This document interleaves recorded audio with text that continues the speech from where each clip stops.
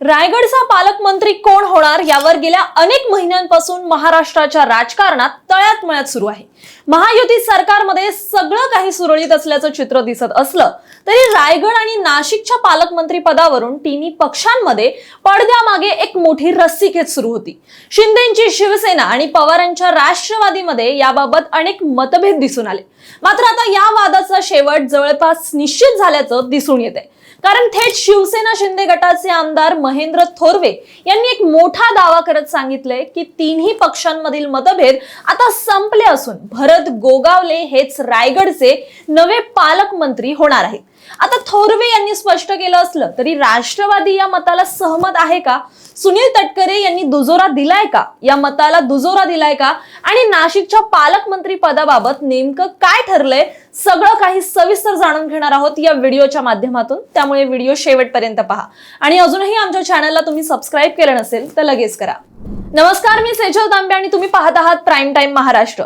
सुरुवात करण्याआधी रायगड आणि नाशिक पालकमंत्री पदी कोणाची वर्णी लागणार हा वाद इतका मोठा का झालाय हे जाणून घेऊया।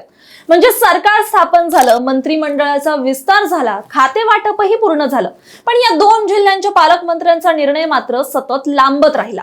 त्यामागचं कारण म्हणजे रायगड हा राजकीय दृष्ट्या अत्यंत महत्त्वाचा जिल्हा आहे। या जिल्ह्यात शिवसेना शिंदे गटाचे मंत्री भरत गोगावले आणि राष्ट्रवादी काँग्रेसचे प्रभावी नेते सुनील तटकरे यांचं मोठं असं राजकीय वजन आहे।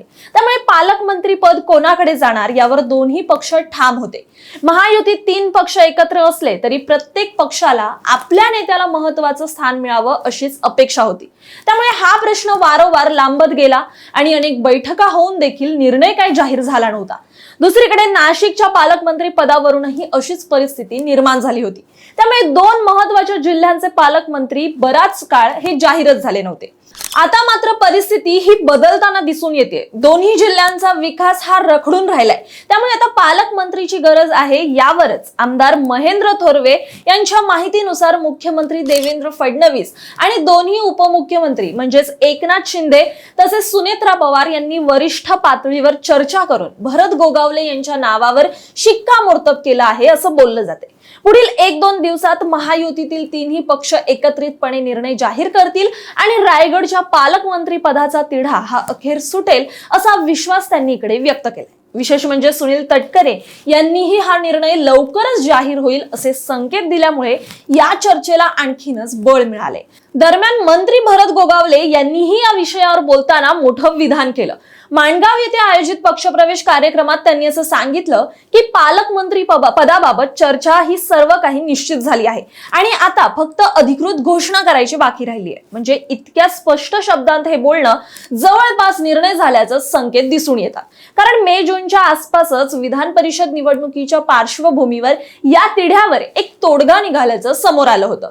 पुढारी या वृत्तवाहिनीने दिलेल्या बातमीनुसार विधान परिषदेची जागा ही राष्ट्रवादी काँग्रेसला म्हणजेच अनिकेत तटकरे यांना उमेदवारी देण्याच्या बदल्यात रायगडचं पालकमंत्री पद शिवसेनेकडे म्हणजेच भरत गोगावले यांच्याकडे जाणार असा काहीसा फॉर्म्युला ठरल्याचं वृत्त होतं। महत्त्वाचं म्हणजे उपमुख्यमंत्री एकनाथ शिंदे यांच्या उपस्थितीत झालेल्या बैठकीत ही दिलजमाई झाल्याचंही वृत्त आहे।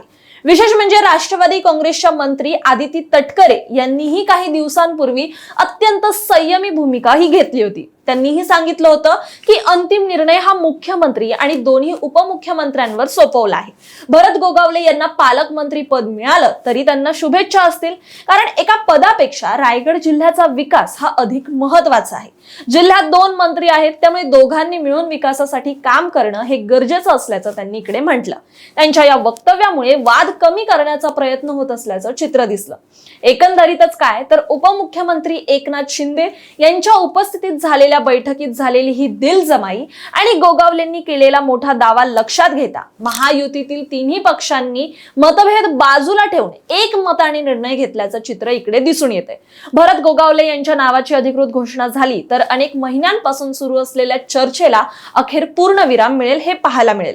मात्र जोपर्यंत सरकारकडून अधिकृत आदेश निघत नाहीत तोपर्यंत अंतिम निर्णय झाल्याचं म्हणता येणार नाही। आता सर्वांच्या नजरा या सरकारच्या अधिकृत घोषणेकडे लागल्यात।